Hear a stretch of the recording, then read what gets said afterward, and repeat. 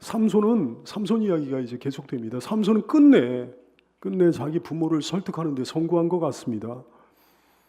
사사기 14장 1절 이하의 말씀에 보면 이런 기사가 나와 있잖아요. 삼손이 블레셋 사람의 딥나에 내려가서 거기서 블레셋 사람의 딸들 중에서 한 여자를 보고 반했어요.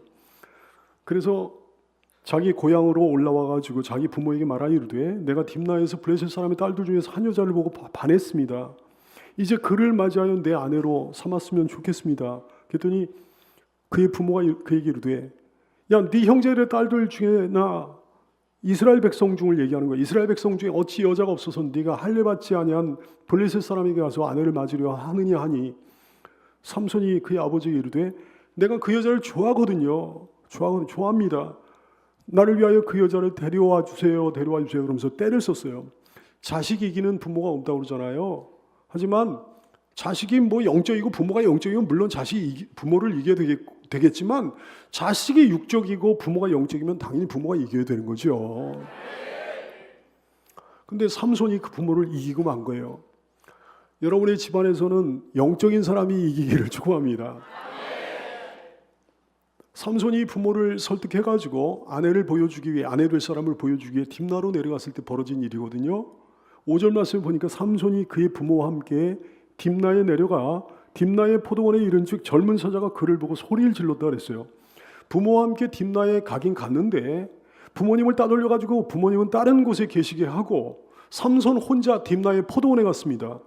왜 포도원에 갔을까요? 포도주 먹으려고 갔죠. 나시린이 먹지 말아야 될 포도주 먹기 위해 가지고 그거 먹고 싶어가지고 거기 부모님을 따돌리고 거기 간 거예요. 여러분 그 마신 거는 하지 말아야 됩니다. 그 마신 데는 가지 말아야 됩니다. 어린애는 그거 잘하거든요. 근데 이제 조금 머리가 크면 클수록 하지 말라는 것을 합니다. 가지 말라고 하는 곳에 이제 가기 시작합니다. 어린애처럼 주님의 말씀에 순종하는 우리가 되기를 소원합니다. 주님의 말씀만이 우리 발걸음을 움직이는 나침반이 되기를 원하고 주님의 말씀만이 우리 발걸음을 움직이는 길이 되기를 원합니다. 시편 119편 105절 말씀 주의 말씀은 내 발의 등입니다. 내 길의 빛입니다 그랬어요. 이 어두운 세상에 주님의 말씀만이 내 발의 등이 됩니다. 내 길의 빛이 됩니다. 신명기 2장 37절 오직 암몬 족속의 땅 야복 강가와 산지에 있는 성읍들과 우리 하나님 여호와께서 우리가 가기를 금하신 모든 것은 내가 가까이 하지 못했다 그랬어요. 하나님이 금하신 곳에 가까이 하지 못함이 복이 되는 거죠. 잠언서 10장 9절 말씀 바른 길로 행하는 자는 바른 길은 하나님께서 지시하시는 길이 바른 길이에요. 바른 길로 행하는 자는 걸음이 평안하려니와 굽은 길로 행하는 자는 드러나리라. 발각되리라. 애들 말로 뽀록나리라. 하나님의 심판대 앞에 다 발각되리라. 이 세상에서도 발각되리라. 잠언서 28장 18절 하나님의 말씀에 따라 성실하게 행하는 자는 구원을 받을 것이나 영원한 구원을 받을 뿐만 아니라 이 땅에서도 구원을 받지만 굽은 길로 행하는 자는 망한다 그러셨어요. 넘어진다 그러셨어요. 영원히 망합니다. 이 땅에서도 망하게 됩니다. 하나님의 말씀에 따라 그 길로만 행하는 여러분 되시기를 축복합니다. 눈 피해가지고 몰래 행하면 안 되는 거예요. 자녀들이 문제가 되는 게 부모 눈을 피해가지고 몰래 뭐를 행하면 문제가 되는 거거든요. 그럼 문제가 심각합니다. 부모 눈을 피해가지고 몰래 행하면 그거 다 나쁜 일이죠. 그거 행하면 안 되는 거예요. 교인들 목사 눈을 피해가지고 몰래 뭘 행하면 안 되는 겁니다. 무엇보다 사람을 속일 수 있지만 주님을 속일 수 없는 거예요. 주님의 눈과 귀를 절대 피할 수 없음을 명심하고 사는 여러분 되시기를 축복합니다. 시편 7편 9절 말씀 의로우신 하나님이 사람의 마음과 양심을 꿰뚫어 감찰하신다 그랬어요. 그러니까 하나님 앞에 의로운 척 잘난 척하면 안 된다 얘기예요. 잠언서 16장 2절 말씀 사람의 행위가 자기 보기에는 모두 깨끗하여도 여호와는 심령을 감찰하신다 그랬습니다. 여호와는 심령을 감찰하십니다. 계시록 2장 18절 말씀 두아디라 교회 사자에게 편지하라 그 눈이 불꽃 같으신 주님이시라 그랬습니다. 그래 못 보실 것이 없으신 주님이시라 얘기지. 여러분의 마음과 심령을 꿰뚫어 감찰하시는 하나님 아버지 앞에 사는 여러분 되시기를 축원합니다. 예수님 앞에 살게 되기를 축원합니다. 근데 삼손이 막 포도원에 갔을 때 뜻밖의 상황과 맞닥뜨리게 됩니다.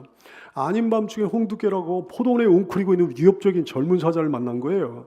5절 말씀, 삼손이 그의 부모와 함께 딥나에 내려가 딥나의 포도원에 이른즉 젊은 사자가 그를 보고 소리 질렀다 그래서 포효하면서 막 으르렁거린 거예요. 물론 당시 팔레스타인 땅에는 뭐 사자들이 서식하고 있었습니다. 근데 포도원은 아니잖아요. 왜 하필이면 포도원에 사자가 나타났습니까? 포도원과 사자 도무지 연상이 안 되는 조합이에요. 왜 이 두 가지가 어울리지 않는 조합일까요? 첫째, 사자는 포도를 안 좋아합니다.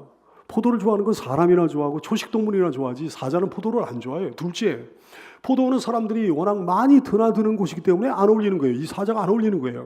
여러분, 사람들이 많이 드나는 곳에 맹수가 나타나면 사람들은 무조건 그 맹수를 죽이지 않겠습니까? 그래서 맹수는요, 사람들이 많이 출입하는 곳에는 안 나타나는 거예요. 당시 팔레스타인에서 포도 생산은 가장 주요한 산업이었거든요. 포도원은 가장 중요한 재산이었거든요. 당시 사람들의 생활은 포도를 떼어놓고는 생각할 수 없는 거예요.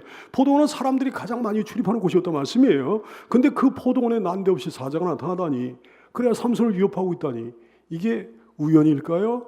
당연히 우연이 아니죠. 포도원에 나타난 사자는 마귀를 상징합니다. 성경에 나타난 모든 사자라는 단어가 마귀를 상징하는 것은 아니나 베드로전서 5장 8절 말씀을 통해 말씀을 근신하라 깨어라 너희 대적 마귀가 어느 사자같이 두루 다니며 삼킬 자를 찾는다 그러셨어요. 그러니까 마귀가 우는 사자처럼 그 불순종의 길로 가고 있는 삼손을 갖다 삼키려고 도사리고 있는 거지. 여러분, 불순종의 길에 마귀가 도사리고 있는 줄로 깨닫게 되기를 축원합니다. 포도원에 나타난 사자는 또한 블레셋을 상징합니다. 삼손의 숙적 블레셋이요. 이제 블레셋과의 싸움이 본격적으로 시작되려고 하는 거라 얘기해요. 그것의 상징이지. 오늘 사자가 나타난 것이 그것의 상징이에요. 포도원에 나타난 이 사자는 하나님의 사인입니다. 강력한 사인이에요. 이 하나님의 사인을 통해 가지고 여러분 오늘 큰 은혜를 누리시게 되기를 바라고, 이 하나님의 사인을 통해 가지고 돌이킬 것 돌이키고 새롭게 할 것을 새롭게 하는 여러분 되시기를 축원합니다. 하나님께 불순종하는 길로 갈 때 문제를 만납니다. 오늘 삼손은 하나님께서 원하시지 않는 결혼하는 거예요. 결혼하려고 하는 거예요. 포도원, 하나님께서 가지 말라고 하시는 포도원 행으로 이렇게 걸음을 옮겼을 때 문제가 생긴 거예요. 여러분, 하나님께 불순종하는 길로 갈 때 만나는 문제는 하나님의 사인이라는 사실을 깨닫게 되기를 축원합니다. 문제를 만나는 것 자체가 하나님의 사인이에요. 하나님께 불순종하는 길로 갈 때 마귀의 괴계를 만날 수 있습니다. 마귀의 공격을 받을 수 있습니다. 하나님께 불순종하는 길로 갈 때 자기가 알잖아요. 자기가 느끼잖아요. 어떤 문제를 만난다면 불순종을 경고하시는 하나님의 사인이라는 사실을 깨닫게 되기를 축원합니다. 어떤 마귀의 괴계를 만난다면, 어떤 마귀의 공격을 받는다면 야, 이거 하나님이 사인 보내시구나. 네가 잘못된 길로 걸어가고 있구나라는 사인을 보내시는구나. 곧바로 깨달아하는 여러분들 되시기를 축원합니다. 근데 하나님의 사인이 이걸로 끝나는 게 아니에요. 하나님의 사인이 또 계속해서 이어집니다. 불순종의 길로 감으로 이 삼손이 무시무시한 사자를 만났습니다. 그로 인해 가지고 어떻게 됐습니까? 삼손이 어떻게 됐습니까? 죽었습니까? 잡아먹혔습니까? 아니면 살기는 간신히 살았는데 큰 부상을 면치 못했습니까? 아니요. 이도저도 아니고 정반대였어요. 오늘 6절 말씀을 증언하고 있습니다. 여호와의 영이 삼손에게 강하게 임하니 그의 손에 아무것도 없이 그 사자를 염소 새끼를 찢는 것 같이 찢었다 그랬어요. 염소 새끼를 사자를 갖다 염소 새끼를 찢는 것 같이 그냥 찢어버렸다. 손에 아무것도 없이, 손에 아무 무기도 없이. 유명한 장면 아닙니까? 교회학교 좀 다녀온 성도들은 어렸을 때 이거 굉장히 많이 접했던 장면이에요. 시청각 자료를 통해 가지고 사자를 만나가지고 아무런 해도 입지 않았어. 도리어 덤비는 사자를 갖다 박살냈습니다. 어떻게 이런 일이 가능해졌던 걸까요? 성경은 그 대답을 분명히 하시고 있는 거죠. 6절 말씀, 여호와의 영이 삼손에게 강하게 임하니, 여호와의 영이 삼손에게 강하게 임하니. 삼손의 힘은 어디에서 비롯됐나? 우연히 타고난 게 아닙니다. 전적으로 여호와의 영에서 비롯된 겁니다. 성령에서 비롯된 겁니다. 우리의 모든 능력과 우리의 모든 힘 또한 우연히 된 것이 아니에요. 오직 여호와의 영에서 비롯된 거예요. 영적으로는 더더구나 마찬가지지. 여러분이 영적으로 힘이 없고 영적으로 비실비실하다고 한다면 여호와의 영을 입지를 못해서 그런 거예요. 여호와의 영이 강하게 임하시면 힘이 생깁니다. 능력이 생깁니다. 마귀 물리칩니다. 그 모든 일에 넉넉히 승리하고 남는 역사 일어나게 됩니다. 여호와의 영이 임하시는 인생 되시기를 축원합니다. 근데 희한하잖아요. 아니 왜 여호와의 영이 그때 삼손에게 강하게 임하신 걸까요? 불순종의 길로 갔는데, 불순종의 길로 가다가 사자를 만난 건데, 그래서 문제를 만난 건데, 그래서 위험한 일을 맞닥뜨린 건데, 그렇다면 해를 당해야 옳지 않겠습니까? 죽지는 않더라도 부상을 좀 당해가지고 뜨거운 맛을 봐야 되지 않겠습니까?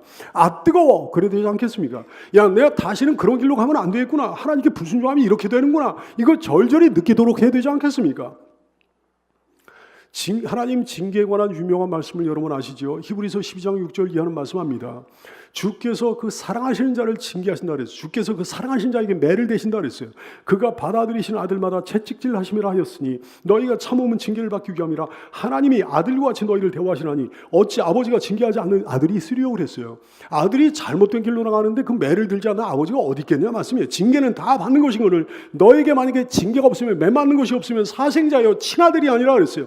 또 우리 육신의 아버지가 우리를 징계하여도 공경하였거든. 무릎 꿇고 순종하고 잘못했습니다 빌었거늘 하물며 모든 영의 아버지 우리 하늘 아버지께서 우리를 징계하시면 더욱 복종하여 살려 하지 않겠느냐. 그들은, 육신의 아버지들은 잠시 자기의 뜻대로 육신의 아들들을 징계하였거니와 오직 하나님 아버지께서는 우리의 유익을 위하여 그의 거룩하심에 참여하게 하시느니라 그러셨어요. 우리의 유익을 위하여 매를 드신 하나님, 무릇 징계가, 하나님의 매가 당시에는 즐거워 보이지 않고 슬퍼 보이나 굉장히 매 맞을 때는 힘든 거죠. 근데 후에 그로 말미암아 연단받은 자들은 의와 평강의 열매를 맺느니라. 징계를 받고 잘 이겨낸 사람은 아름다운 열매가 맺는다고 그러셨습니다. 근데 삼손은 왜 매를 때리시지 않은 걸까요?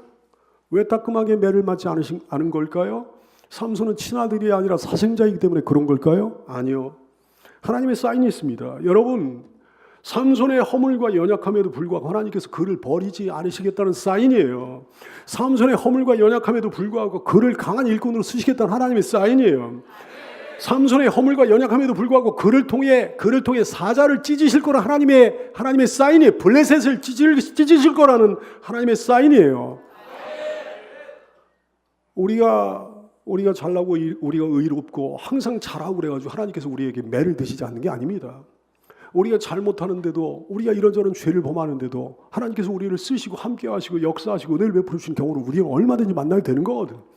여러분, 하나님께서 우리를 버리지 않으신다는 사인인 줄로 깨닫게 되기를 축원합니다. 하나님의 사인, 하나님 여호와의 영이 언제 임하는가? 언제 임하죠? 물론 늘 깨어있는 신실한 그리스도인에게 하나님의 영이 임합니다. 하지만 비록 실수와 허물이 있는 일꾼이라도 하나님의 특별한 필요에 의해 가지고 여호와의 영이 임하신다 말씀이죠. 우리가 완전하지 않아도, 우리가 부족해도, 우리에게 이런저런 실수와 허물이 있어도 주께서는 우리를 쓰실 수 있고 주의 성령이 임하실 수도 있음을 기억하는 여러분 되시기를 축원합니다. 하나님의 사인은 이어지는 거예요. 작은 사인은 큰 역사를 예고하시는 거나 말씀이죠. 열왕기상 18장 44절 말씀. 일곱 번째 이루어서는 뭐가 일곱 번째 연관이? 당시 아방의 시대입니다. 형편없는 아방의 시대. 하나님께서 이스라엘을 징계하시려고 거기에 가뭄을 내리셨어요. 근데 엘리야 선지자가 그 가뭄을 멈춰 주십시오, 비를 내려주십시오 간절히 기도합니다. 그러면서 이제 기도하면서 종을 보내는 거예요. 자기 종을 보내는 거예요.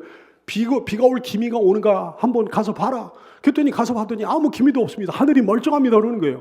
근데 또 보냈어. 또 멀쩡합니다 그래. 일곱 번째 가서는 엘리야의 종이 말하되 바다에서 사람의 손만한 작은 구름이 일어납니다. 드디어 징조를 봤어. 작은 징조를 본 거예요. 그랬더니 여러분, 작은 구름, 바다에서 일어난 작은 구름, 그거 없어지게 되게 십사인이잖아요. 근데 그 사인을 통해 가지고 큰 역사를 이미 확신한 거예요. 엘리야가 이르되 야 너 올라가서 아방에게 빨리 가서 말하기를 이제 큰 비가 내릴 터이니 비에 막히지 아니하도록 마차를 갖추고 빨리 내려와서서 이렇게 전해라 그랬어요. 여러분, 작은 사인을 통해 큰 역사를 보게 되는 여러분 되시기를 축원합니다. 오늘 사건 마찬가지 사건이에요. 삼손이 사자를 갖다 찢어버린 거는 그건 작은 사건에 불과하지. 삼손 혼자밖에 모릅니다. 아무도 모릅니다. 작은 사건에 불과하지만 그건 작은 사건을 통해 가지고 삼손이 장차 블레셋 쪽을 크게 패망시킬 것을 암시하시고 있는 거예요. 암시하시는 전주가 되는 거예요. 그 사자를 염소 새끼를 찢는 것 같이 찢었으나. 여러분이요, 작은 능력은 큰 능력의 전조임을 믿으시기 바랍니다. 작은 은사는 큰 은사의 전조라는 사실을 깨닫게 되기 바랍니다. 작은 역사는 큰 역사의 전조라는 사실을 깨닫게 되기 바랍니다. 작은 구원은 큰 구원의 전조라는 사실을 기억하게 되기 바랍니다. 여러분의 생애에 있어서도 작은 사건을 통해 아주 큰 사건의 전조를 보는 여러분 될 수 있기를 예수님의 이름으로 축원합니다. 하나님의 사역이 이어지는 거예요. 삼손의 사역은요, 단독자의 사역이라는 거죠. 부모와 떨어져가지고 혼자 있을 때 벌어진 사건이었습니다. 게다가 자기가 행한 일을 부모에게조차 알리지 않은 상태였습니다. 부모에게 알리는 건 이건 인지상정 아닐까요? 자랑하고 싶은 건 인지상정 아닐까요? 내가 이렇게 사자를 때려잡았단 말이죠. 근데 알리지 않았어요. 왜? 포도원에 간 거 자체를 비밀로 해야 되겠기에 자기가 사자를 때려잡은 사실이 알려지면 이게 자기가 포도원에 간 것조차도 다 알려지지 않겠어요? 그래가지고 알리지 않았어. 철저히 혼자만의 일이었어요. 삼손의 사역이 철저히 단독자의 사역임을 예고하신 거예요. 좀 이해할 수 없는 삼손의 행적을 보세요. 사사기 13장 25절 말씀에 보면 여호와의 영이 일찍이 임하셨어요. 소라와 에스라엘 사이 마한에단에서 여호와의 영이 그를 움직이기 시작했다 그랬어요. 여호와의 영이 여호와의 성령이 임재하기 시작하셨을 때 다른 사사들은 어떻게 했습니까? 우리가 다 알잖아요. 대부분의 사사는 원수들을 무찌르기 위해 일어났습니다. 그래, 군대를 소집했어요. 이스라엘 민족을 일으켜 세웠어요. 근데 삼손은 엉뚱하게는 뭘 하는 거 아니? 이방 여인에게 푹 빠져가지고 이방 여인과 결혼하고자 하는 그런 욕심을 갖게 돼. 아니, 왜 이렇게 어처구니 없는 행적을 보이는 겁니까? 결국 이 사람은 자기 혼자서 모든 것을 하게 돼요. 혼자서 모든 일을 감당하게 돼. 여러분, 당시의 특수한 영적 상황을 염두에 둬야 되겠습니다. 당시의 이스라엘의 영적 상황이 특수해. 중환자실에서 산소 없기로 간신히 연명하는 것 같은 그런 상황이었어요. 블레셋에 동화돼 버렸습니다. 삼손이 나팔을 불어가지고 군사를 모아봤자 지원할 사람도 없었던 것 같아요. 이스라엘이 아예 전의를 상실한 거야. 잃어버린 약속의 땅을 찾아야겠다는 생각조차 없었던 것 같아요. 이스라엘은 자기가 누군지, 자기가 하나님의 백성인지 뭔지, 이 땅의 주인이 누군지, 누구와 싸워야 되는지, 왜 싸워야 되는지 여기에 대해서 관심이 없었던 말씀입니다. 이런 이스라엘 사람들을 일깨워가지고 함께 싸움터로 나간다는 것이 불가능한 상황이죠. 삼손은 고독한 전사로 오직 홀로 싸워야 되는 상황이었던 거예요. 그 고독한 전쟁의 시발이 바로 오늘 사건이었던 말씀이죠. 21세기의 대한민국 작금의 영적 상황은 어떨까요? 영적으로 깨어있는 사람 다 보고 있는 건데, 다 알고 있는 건데, 다 느끼고 있는 건데 지금 어떤 것 같습니까? 지금의 한국교회 중환자실에서 산소없기로 간신히 연명하고 있는 상황은 아닌지, 당시에 이스라엘이 블레셋에 동화돼 버렸듯이 교인들이 세상에 동화된 상황은 아닌지, 영적 나팔을 불러가지고 막 군사를 모아봤자 지원할 사람도 없는 상황은 아닌지, 지금의 한국교회 아예 전의를 상실한 상황은 아닌지, 잃어버린 약속의 땅을 찾아야 되겠다는 관심, 그런 생각도 없고 말이죠. 크리스찬이 자기가 누군지 몰라, 누구와 싸워야 되는지 몰라, 영적 전쟁을 아예 몰라요. 왜 싸워야 되는지 관심조차 없는 상황은 아닌지 모르겠습니다. 당시의 이스라엘 같은 영적 상황이라면 하나님께서는 지금도 삼손 같은 고독한 전사를 찾으실 거예요. 삼손같이 고독한 전사를 통해 당신의 뜻을 이루시려고 그럴 거예요. 그러므로 우리 교회는 여러분 한 사람 한 사람 깨어 있어야 되는 줄 믿으시기를 축원합니다. 할 일을 하고 있습니까? 교회를 세우는 일 하고 있나요? 든든히 세우는 일, 복음 전하는 일, 세상에 나가 그리스도인답게 사는 일, 비처럼 사는 일, 소금처럼 되는 일, 사탄을 공격하고 말이죠, 하나님 나라를 확장하고 그런 일 하고 있습니까? 그냥 세상 사람들처럼 그냥 돈 욕심밖에 없고 말이죠. 그냥 먹고 사는 걱정 그런 것뿐이 없고 취미생활에나 빠져있고 말이죠. 그저 밤낮 할 줄 아는 것이 비난, 정죄 그런 것밖에 없고 말이죠. 그냥 수근수근하고 막 그런 것뿐이 없고 말이죠. 뒷담화 이런 것뿐이 못하고 말이죠. 분열과 분리 이런 일에만 앞장서고 말이죠. 인본주의에 빠져가지고 그냥 동서에 그거 괜찮은 거 아니냐 세상 사람들 같이 그렇게 장단을 맞추고 말이죠. 아기 칫솔이 엄마 칫솔에게 질문합니다. 엄마, 우리 사람이 이빨 닦는 칫솔 맞아? 아, 그럼 우리가 얼마나 귀한데. 우리가 사람이 이빨 닦는 칫솔 맞지. 근데 엄마, 왜 우리는 맨날 운동화만 빨고 있어? 본연의 인물을 잊어버리고 엉뚱한 일에 종사하고 있는, 엉뚱한 일에 지금 심혈을 기울이고 있는 성도들은 없는지. 여러분, 우리 전사되어 일어나게 되기를 소원합니다. 이 모든 사인들의 핵심이 있어요. 하나님을 보라는 거예요. 하나님을 보라는 거예요. 하나님을 보라. 이런 모든 일들을 통해 가지고 블레셋을 삼손을 통해 치려는 하나님의 계획이 있습니다. 다시 한번 누구의 계획이요? 하나님의 계획. 4절 말씀, 그때 블레셋 사람이 이스라엘을 다스린 까닭에 삼손이 틈을 타서 블레셋 사람을 치료하였습니다. 그의 부모는 이 일이 여호와께로부터 나온 것인 줄 알지 못하였더라. 이거요, 이 번역을 통해서는 우리가 오해할 수 있습니다. 야, 이게 삼손의 계획이구나. 아니요, 절대 아니에요. 삼손에게는 그런 원대한 포부가 없습니다. 이건 전적으로 하나님의 계획이었습니다.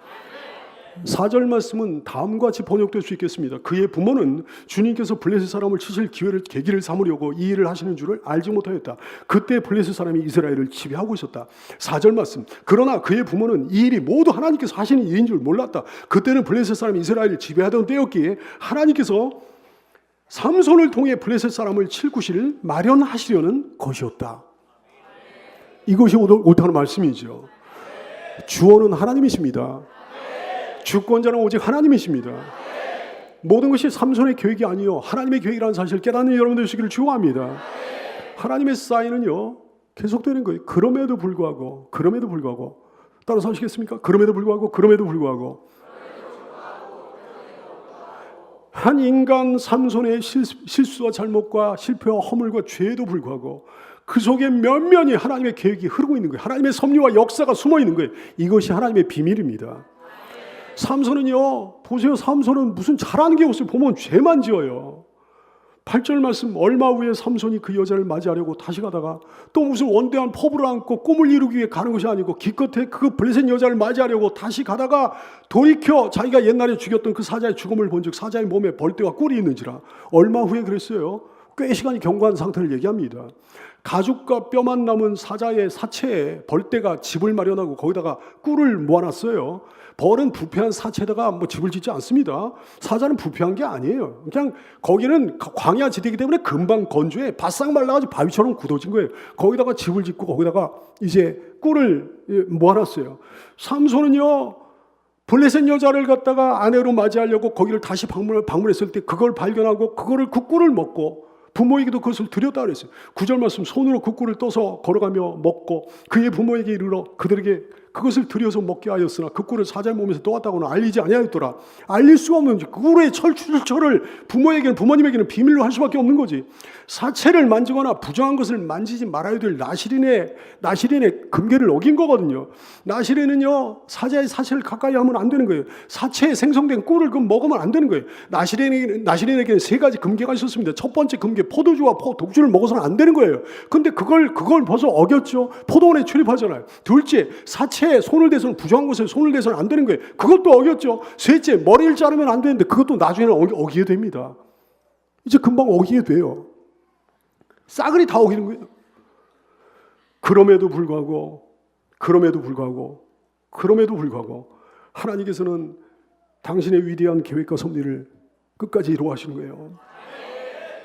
그 하나님을 봐야죠. 여러분이요, 우리에게 다 단점이 있습니다. 단점 없는 사람은 세상에 없어요. 단점 잘 관리해가지고 유혹에 넘어가면 안 되겠습니다. 어마어마하게 큰 뚝도요, 구멍 하나 뚫리면 결국 그거 언젠가 무너지게 되는 거예요. 아무리 건강한 사람도 작은 암세포 하나 제대로 잡지 못하면 언젠가 죽게끔 되는 거예요. 삼손은 여기에 실패했습니다. 나시린의 3대 금계 다 어겼어요. 출입금지 팻말을 무시했어요. 유혹에 약해요. 계속해서 하나님의 사인을 무시합니다. 결국은 나중에 보니까 들릴라의 유혹에 넘어가지고 하나님께서 많이 봐주셨음에도 불구하고 결국은 유혹에 넘어가. 그래서 고난의 수렁에 빠지게 되는 거예요. 여러분은 고난의 수렁에 빠지지 말게 되기를 축원합니다. 지금도 그런 일들이 우리 인간사에 얼마나 많이 벌어지는지, 여러분 개인의 인생 가운데도 그런 일이 많이 벌어지는 거예요. 인류 역사 가운데 그런 일이 많이 벌어지는 거예요. 교회 역사 가운데도 그런 일이 많이 벌어지는 거예요. 그걸 틈을 방비를 못해가지고 그거 거대한 것이 무너지는 거예요. 그러나 인간의 부족함과 욕심, 온갖 교만과 실수와 죄악 같은 것들을 이겨내시고 당신의 뜻을 끝내 이루어가시는 승리자 하나님을 찬양합니다. 그러니까 우리한테 소망이 있는 거예요. 교회에 소망이 있는 거예요. 그러니까 이 나라 가운데도 소망이 있는 거죠. 그 하나님을 보라. 그 하나님을 보라. 그 하나님을 보라. 삼손 이야기의 초점은요, 재미있는 드라마틱한 극적인 어떤 이야기가 아니에요. 무슨 우화 같은 그런 이야기 아니에요. 그런 게 초점이 아니에요. 삼손의 약점, 실수, 허점 그런 게 아니에요. 진정한 삼손 이야기의 초점은요, 그의 약점과 실수 뒤에서 역사하시는 하나님이십니다. 하나님이 초점이에요. 삼손 드라마의 진정한 주인공은 오직 하나님이시라는 사실 다시 한번 깨닫는 여러분 되시기를 축원합니다. 그러니까 하나님을 봐야죠. 어떤 바보 여자가 손가락으로 달을 가리키면서 저게 뭐야? 달을 가리키면서 저게 뭐야? 그랬더니 옆에 있던 바보가 그 손가락. 그랬더니 저게 왜 이렇게 밝아? 그랬더니 야, 너 매니큐어 칠했잖아. 아니 달을 봐야지 왜 손가락만 보냐 이게요. 삼손 기사를 통해서도 바보처럼 손가락만 보고 있을 것이 아니라 손가락이 가리키고 있는 하나님 봐야 되는 거죠. 하나님 바라보는 여러분 되시길 축원합니다. 하나님을 발견한 여러분 되시기를 축원합니다. 삼손의 부모는 실패했을까요? 부모의 말은 지지리도 안 듣는 삼손이에요. 나시린의 규례를 싸그리 다 어기는 삼손이에요. 삼손의 부모는 삼손으로 인해 가지고 속이 너무 상했을 거예요. 마음이 아팠을 거예요. 아무리 기도해도 하나님이 응답하시지 않는 것 같은 그런 아픔과 괴로움을 느꼈을 거예요. 왜 삼손이 자꾸만 이러지? 하나님께 삼손을 위해서 얼마나 많이 기도를 했겠습니까? 그러니까 안 들어오시는 것 같은 그런 괴로운 말이죠. 그러나 결국 그 안에 하나님의 역사가 흐르고 있었습니다. 이걸 볼 수 있고 이걸 믿을 수 있어야 되는 줄 믿으시기를 축원합니다. 우리 하나님 챔피언이십니다. 하나님의 사인은 이거예요. 실망하지 말고 하나님을 바라보라는 거예요. 실망하지 말고 하나님 바라봐라. 하나님은 일하시고 있으니까. 하나님의 사인이 이어집니다. 겸비하고 더 겸비해야 되는 거예요. 여기 삼손 같은 사람 많이 있죠? 내가 지금 불순종하고 있어. 자기가 알아요. 자기가 신앙생활 잘 하지 못하고 있다는 거 알아요. 규례를 어기고 있다는 거 알아. 하나님이 가지 말라고 하시는 그 길로 가고 있다는 거 알아. 근데 이상하게 여전히 하나님의 영이 내게 머무시는 것 같고 말이죠. 여전히 그렇게 큰 문제가 없는 것 같고, 여전히 승리하는 것 같고, 여전히 하나님께서 나를 쓰시는 것 같고. 하나님의 은혜와 긍휼 때문에 그런 거죠. 사람의 잘못을 이기시고 초월하셔가지고 그 구원 계획을 이루시는 위대하신 하나님 때문에 그런 거죠. 자기가 알잖아요. 자기가 하나님 앞에 온전해가지고 그런 복을 누리는 게 아니라는 것은 그 누구보다 자기가 알고 있잖아요. 그러므로 하나님의 사인을 봐야죠. 겸비하라는 겁니다. 더 겸손해지라는 겁니다. 그리고 감사합시다. 하나님의 사인은 또 이어지는 거예요. 두려워하라는 거예요. 이제 두려워할 줄 알라는 거예요. 더 늦기 전에 일어나라는 거예요. 더 늦기 전에 제발 돌이키라는 거예요. 삼손에게 계속 그 사인을 보내시는 거예요. 더 늦기 전에 돌이켜라. 더 늦기 전에 돌이켜라. 더 늦기 전에 일어나라. 여러분, 삼손은 결국 고난의 소로에 빠지게 됩니다. 결국은 그 사인을 계속 무시하고 그 사인을 보내시는데 그 사인을 무시해도 괜찮은 거예요. 아무 일 없는 거예요. 잘 되는 것 같은 거예요. 하나님의 영이 임하시는 거예요. 자기를 써주시는 거예요. 그러니까 괜찮은 줄 알고 말이죠. 아무 일 없는 줄 알고. 여러분, 하나님이 우리를 참아주신다 그래도 이런저런 죄와 실수, 약점과 허물을 모두 인정해 주신 거라고 착각하지 마십시오. 하나님이 삼손의 죄와 실수, 약점과 허물 그것까지 모두 다 인정해 주신 거 절대 아니었어요. 하나님 사인 보내신 거예요. 하나님이 기다리고 계십니다. 인내하고 계십니다. 여러분이 온전히 하나님 앞에 서기를 소원하고 계십니다. 하나님이 주신 그 모든 복을 가지고 주신 사명을 그 길로 잘 가면서 잘 감당하기를 소원하고 계십니다. 그 하나님의 사인에 순종하는 여러분 되시기를 축원합니다. 여러분, 반대로도 마찬가지예요. 하느라고 하는데도 고난이 있는 경우도 있습니다. 우리 삶 속에서 일어나는 그 수많은 일들을 우리가 다 이해할 수가 없습니다. 너무 미련하고 어리석거든요. 하나님은 거기에 비해 너무 현묘하시고 신비로운 분이십니다. 우리 하나님 기묘자이십니다. 지금도 하나님의 뜻들이 이루어져 가고 있습니다. 지금도 우리는 모르는 중에 하나님의 영이 강하게 역사하고 계십니다. 그러므로 여러분의 눈앞에 보이는 모든 것들이 순탄하지 못하다고 하더라도 하나님을 신뢰하시기 바라요. 여전히 하나님을 바라보게 되기를 축복합니다. 여러분의 자녀가 시원치 않고 여러분의 사업이 잘 안 되는 것 같고 여러분이 하고 있는 모든 일이 형통하지 않은 것 같고 목표로 삼고 있는 모든 일이 원활하게 자기의 뜻대로 돌아가지 않는다고 할지라도 하나님은 여전히 여러분 사랑하시고 여러분의 삶 가운데 일하고 계시는 줄 믿으시기를 축복합니다. 마지막으로 이 사인을 봐야 돼요. 7절 말씀, 그가 내려가서 그 여자와 말하니 그 여자가 삼손의 눈에 들었다 그랬어요. 하지 말아야 될 교제하고 하지 말아야 될 만나고 그러면 반드시 미혹의 영이 역사합니다. 그가 내려가서 그 여자와 말하니 그 여자가 눈에 들었다 그랬어요. 주께서 금하신 교제는 하면 안 되는 건데, 주께서 금하신 만나면 안 되는 건데, 그놈의 눈이 문제잖아요. 그 여자가 삼손의 눈에 들었다 그랬어요. 우리말에도 뭐 눈이 맞았다 그러지 않습니까? 요즘 말에는 뭐 스파크가 튀었다, 뭐 눈에서 스파크가 튀었다, 뭐 그런 식으로 얘기하는데, 무슨 눈이에요? 육적인 눈이, 전적으로 육적인 눈이죠. 여러분, 육적인 눈으로 스파크 튀면 안 됩니다. 육적인 눈으로 눈이 맞으면 안 됩니다. 영안을 열고 영안으로 사람을 봐야 되겠습니다. 영안이 맞아야 되겠습니다. 영안의 스파크가 되어야 되겠습니다. 하나님의 사인은 이거라 얘기해요. 이 눈으로 엉뚱한 거 보며 살지 말고 영안으로 하나님을 보며 살기를 원하시는 거예요. 영안으로 오직 예수님을 바라보고 살기를 원하시는 거예요. 영안으로 사람들을 바라보고 살기를 원하시는 거예요. 이런 하나님의 사인대로 움직이는 성도들 다 되시기를 예수님의 이름으로 축복합니다.